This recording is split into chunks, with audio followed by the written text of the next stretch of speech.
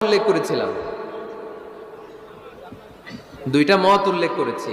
মত নাম্বার 1, সারা শরীর ঢেকে রাখবে, ফেসটা খোলা রাখবে, হাত খোলা রাখবে, এটা একটা মত। আরেকটা মত, সব ঢেকে রাখতে হবে, শুধু চোখ খোলা, তাই না?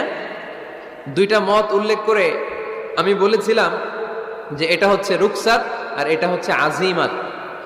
আমি এও বলেছি যে এর চেয়ে শ্রেষ্ঠ পর্দার হতে পারে না, শুধু চোখ খোলা, সব ঢেকে রাখতে হবে, এটা শ্রেষ্ঠ পর্দা, এর চেয়ে ভালো পর্দার হতে পারে না। আমি নিজেও সাজেস্ট করি এটা, যে শুধু চোখ খোলা থাকবে।